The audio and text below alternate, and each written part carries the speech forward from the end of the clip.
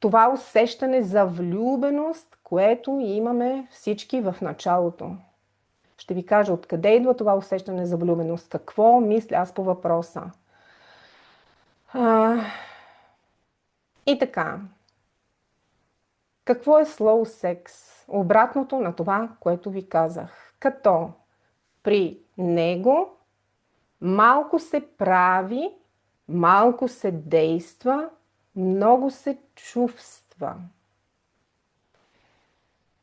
Двамата партньори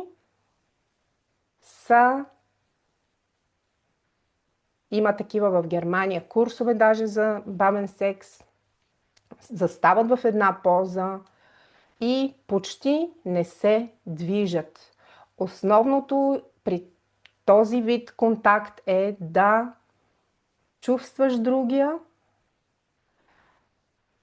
като преди това, което е най-важното, да се научиш да чувстваш себе си. И ето сега тук стигаме отново или се връщаме отново към темата интерорецептори, соматика и соматичните ни усещания в тялото, усещане на себе си. Това, което говорихме предните семинари, беше точно това. От една дисоциирала психика да се върнеш в къщичката си, твоето тяло, да се научиш да го чувстваш.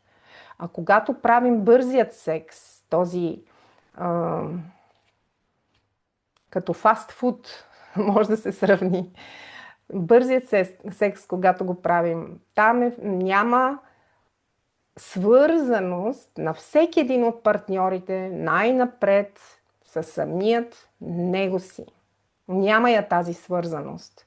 Да не говорим, че много от хората, повечето от хората живеят в симпатикосов модус и изобщо не стигат до там да се, ще го кажа така, заземят, да се научат да плавничко с регулиране на нервната система да стигат до успокояване на психиката, до регенерация се стига, разбира се, до там на цялото ни тяло, когато психиката успява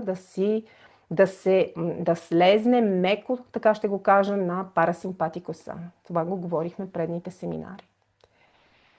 Продължавам. Опитам се без бележките първо да се съсредоточа, за да ви дам издълбочина най-хубавата информация. Значи, приготвила съм и снимки да ви показвам, картинки.